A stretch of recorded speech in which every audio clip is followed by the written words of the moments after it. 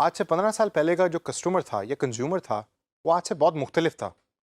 हमारे पास mobile phone भी बड़े लिमिटेड हुआ करते थे। चंद लोगों के पास मोबाइल फ़ोन हुआ करते थे और वो भी अगर एक स्पेसिफ़िक कंपनी का मोबाइल फ़ोन जो ईंट की तरह का होता था, वो हुआ करता था हमारे पास। लोगों का इतना ज़्यादा ट्रेंड नहीं था कि वो घर से बाहर खाना खाएँ। अब तो आप छोटे से गाँव में भी चले जाओ तो वहाँ भी सैटरडे और संडे को आउटिंग के लिए लोग गाड़ियों पे और मोटरसाइकिलों पे रेस्टोरेंट जाते हैं और खाना खाते हैं। इसी तरीके से ब्रांड भी जो हैं वो इतने ज़्यादा एग्जिस्ट नहीं करते थे आज से 15-20 साल पहले तक। पहले मुझे याद है कि हमने कपड़े खरीदने होते थे, या ख़वातीन जिस तरह कपड़े खरीदती थी, तो वो मार्केट्स में जाती थी और वो थान खोल-खोल के कपड़ों को दिखाते थे और उनमें से वो लॉन का सूट सेलेक्ट करती थी। और अब जब कपड़े खरीदने होते हैं तो क्या होता है? वो मार्केट जाती हैं और एक ब्रांडेड दुकान में शामिल जो कपड़े वहाँ सेल्समैन बेच रहे होते हैं उसमें दाखिल होती हैं, एसी एनवायरनमेंट में बड़े खूबसूरत से डेकोर के साथ वो कपड़े खरीदती हैं और खरीद के आ जाती हैं और प्राइस डिफरेंस भी कोई बहुत ज़्यादा नहीं रहा। ये सारी चीज़ें चेंज हुई हैं कंज्यूमर के बाइंग पैटर्न के अंदर। यानी कि जो कंज्यूमर चीज़ें खरीद रहा है उसका पैटर्न मुख्तलिफ हो गया है। पहले ब्रांड की कोई वैल्यू नहीं थी, अब ब्रांड की वैल्यू है। अब तो बल्कि हर जगह आपको ब्रांड नज़र आते हैं। पहले लोग घरों पे खाना खाते थे, अब बाहर ज़्यादा खाना खाते हैं। क्यों? क्योंकि उसको एंटरटेनमेंट के ज़ुमरे में लेते हैं। तो जिस तरह मार्केट के ट्रेंड चेंज हो रहे होते हैं, कंज्यूमर चेंज हो रहा होता है, उसी तरीके से कंपनी को भी अपने आप को चेंज करना होता है। इस सेशन के अंदर हम थोड़ी सी बात करेंगे डिसीजन मेकिंग प्रोसेस के ऊपर। सबसे पहले मैं आपको बताता हूं कि जो ट्रेडिशनल डिसीजन मेकिंग प्रोसेस है वो क्या था। It always started with problem recognition, यानी कि जो थ्योरी हमें बताती है वो ये कि जो कस्टमर है वो सबसे पहले प्रॉब्लम को रिकग्नाइज करता है कि मुझे ये प्रॉब्लम है जिसका मैंने सोल्यूशन ढूंढना है। फॉर एग्जांपल, मेरे पास पैसे हैं, मैंने गाड़ी खरीदनी है, तो मेरी प्रॉब्लम क्या है कि मुझे एक अच्छी गाड़ी चाहिए। क्यों? क्योंकि मुझे एक जगह से पॉइंट ए से पॉइंट बी जाना है। जब कस्टमर ने प्रॉब्लम को रिकग्नाइज कर लिया तो अगला स्टेप आता है इन्फॉर्मेशन सर्च का। यानी कि मैंने ये तो रियलाइज़ कर लिया कि मुझे गाड़ी चाहिए, अब मैं गाड़ी की इन्फॉर्मेशन सर्च करता हूँ। मैं अगर लाहौर का एग्जांपल लें तो मैं जेल रोड पे जाऊँगा, वहाँ जाके गाड़ी को सर्च करूँगा। ऑनलाइन हो सकता है इन्फॉर्मेशन को मैं सर्च कर रहा हूँ। तो this step calls information search. तीसरे स्टेप के ऊपर एवेल्युएशन ऑफ ऑल्टरनेटिव्स का स्टेप आता है। यानी कि अब आपने इन्फॉर्मेशन सर्च ये की कि आपके पास 3, 4, 5 किस्म की गाड़ियाँ हैं जो आपके बजट में सूट करती हैं आपको। अब आपके पास डिफरेंट ऑल्टरनेटिव्स आ गए। अब ऑल्टरनेटिव्स के बारे में आप क्या करते हैं, यानी ऑप्शंस के बारे में आप क्या करते हैं? आप जाते हैं, जाके अपने दोस्तों से पूछते हैं कि भाई सुजुकी की ये गाड़ी ज़्यादा बेहतर है या होंडा की ये वाली गाड़ी ज़्यादा बेहतर है? जैपनीज़ गाड़ी ज़्यादा बेहतर है या पाकिस्तान में लोकली असेंबल्ड गाड़ी ज़्यादा बेहतर है? कौन सी गाड़ी मुझे खरीदनी चाहिए, ये मेरा बजट है। उसके अंदर आप इवैल्यूएट कर लेते हैं और इस इवैल्यूएशन के बाद अगला स्टेप आता है परचेज़ का, कि जिसके अंदर एक्चुअली आप प्रोडक्ट को परचेज़ कर लेते हैं। और लास्ट में आफ्टर परचेज क्या होता है? Post purchase behaviour. अगर आप खुश हैं उस गाड़ी से तो आप वर्ड ऑफ माउथ जनरेट करते हैं, आप लोगों को बताते हैं। आपका दोस्त आपको साथ लेके जाएगा कि भाई आपने ये गाड़ी खरीदी, आपको इसका एक्सपीरियंस है, तो मुझे भी ज़रा ये गाड़ी खरीद दें। ये पूरे का पूरा है ट्रेडिशनल डिसीजन मेकिंग प्रोसेस। लेकिन जिस तरह डिजिटल एनवायरनमेंट ने और डिजिटल टेक्नोलॉजीज़ ने हर चीज़ को चेंज कर दिया है, इसी तरीके से कंज्यूमर पैटर्न को भी चेंज कर दिया है।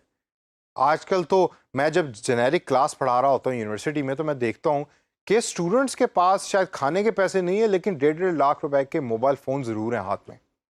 और जब मैं अपना टाइम अगर याद करूँ, जब मैं कॉलेज में था तो शायद मेरे पास हमारी पूरी क्लास में 2 लोगों के पास मोबाइल फ़ोन होता था जिसको हम सारे शेयर किया करते थे। तो डिसीजन मेकिंग प्रोसेस पे डिजिटल टेक्नोलॉजी का किस तरीके से इफेक्ट आया है, आइए ज़रा थोड़ी सी उस पर नज़र डालते हैं। सबसे पहले तो डिजिटल टेक्नोलॉजीज़ की वजह से information search is massive now. अब आपने गाड़ी की एग्जांपल में ही अगर इस चीज़ को फिट करें जो मैंने आपको पहले दी थी, तो आप जब गाड़ी खरीदते हैं तो आप पाक व्हील्स पे भी देखेंगे, आप ओएलएक्स पे भी देखेंगे, पाकिस्तान के कॉन्टेक्स्ट में अगर मैं बात करूं, आप यूट्यूब पे जाकर उस गाड़ी की वीडियोस भी देखेंगे और आप इसके अलावा जो फोरम्स बने होते हैं, ब्लॉग्स बने होते हैं, उस पर भी आप चीज़ों को सर्च करते हैं और देखते हैं। आप अक्सर ये भी देखते हैं कि इस गाड़ी की माइलेज कितनी है, वो बेशक यूके की किसी वेबसाइट पे पब्लिश हुई हो।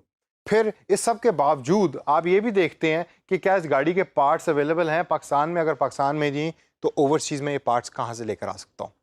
तो ये हो गया कि इंफॉर्मेशन सर्च बहुत मैसिव हो गई है और ये कंज्यूमर डिसीजन मेकिंग प्रोसेस को चेंज कर चुकी है। दूसरा पॉइंट है कि you are comparing everything, not just the competitors. यानी कि जो आपका कंज्यूमर बैठा है ऑनलाइन, वो खाली ये नहीं देख रहा कि जो आप प्रोडक्ट बेच रहे हैं तो इसके मुकाबले में कंपेटिटर जो प्रोडक्ट बेच रहा है वो कैसी है। हो सकता है कि आपके कंपटीशन को देख ही ना रहे हों, वो आप ही के प्रोडक्ट को डीप डाउन जाकर सर्च कर रहे हों कि आपकी प्रोडक्ट की क्वालिटी कैसी है, रिव्यूज़ लोगों के कैसे हैं, आप शिपिंग ठीक करते हैं कि नहीं करते, आपकी वेबसाइट ठीक काम करती कि नहीं करती, आप जब पैकिंग करके किसी चीज़ को कस्टमर के घर पे डिलीवर करते हैं, क्या वो अच्छा होता है पैकिंग या नहीं अच्छा होता, ये सारी चीज़ें भी मैटर कर रही होती हैं। यहाँ अगर मैं आपको एक एग्जांपल दूँ तो मुझे याद है मैंने एक दफ़ा एक शर्ट खरीदी ऑनलाइन एक स्टोर से, और जब वो शर्ट घर पहुंची तो मैं उस शर्ट की क्वालिटी के बजाय ये देख रहा था कि वो जो डब्बा जिसमें उन्होंने पैक करके भेजा था वो कितना खूबसूरत है, और वो डब्बा अभी भी मेरे पास पड़ा हुआ है। That was a very beautiful packing. Post purchase behaviour भी बहुत इंपॉर्टेंट हो गया और चेंज हो गया। जब कोई चीज़ या कोई कस्टमर मोबाइल फ़ोन खरीदता है तो वो खाली मोबाइल फ़ोन लेके घर नहीं चला जाता, वो उसकी पिक्चर्स भी खींचता है, वो यूट्यूब पे भी अपलोड करता है, लोग उसके रिव्यूज़ भी देते हैं और उसके बारे में ब्लॉग्स भी बनाते हैं, और लोग जो दूसरे हैं उसको पढ़ रहे होते हैं। तो पोस्ट परचेज बिहेवियर भी चेंज है, जिसका डिजिटल टेक्नोलॉजी के साथ बहुत गहरा ताल्लुक है। जो कंपनी है वो इसको यूज़ कर रही होती हैं एज ए मार्केटिंग टूल। और लास्ट के अंदर word of mouth is becoming more relevant. क्या मतलब कि जब आपने एक चीज़ खरीद ली तो खरीद के आप अब उसके बारे में फीडबैक देंगे। मैं एक रेस्टोरेंट में गया, रेस्टोरेंट में जाके मैंने खाना खाया, और खाना खाने के साथ साथ मैंने गूगल पे या फेसबुक पे बैठ के उस रेस्टोरेंट को स्टार रेटिंग दे दी कि इसके 4 स्टार हैं, 5 स्टार हैं।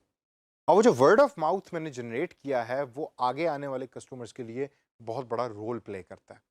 इसकी सबसे बड़ी एग्जांपल आपको मिलती है कि आप में से अगर कोई ओवरसीज़ कभी ट्रैवल करें, विद इन पाकिस्तान भी ट्रैवल करें, तो जो ऑनलाइन बुकिंग की वेबसाइट्स हैं उसमें आप सबसे पहले देखते हैं कि इस होटल की रेटिंग क्या है, और अगर 8 से कम की रेटिंग है तो ज़्यादातर लोग उस होटल में रहना पसंद नहीं करते।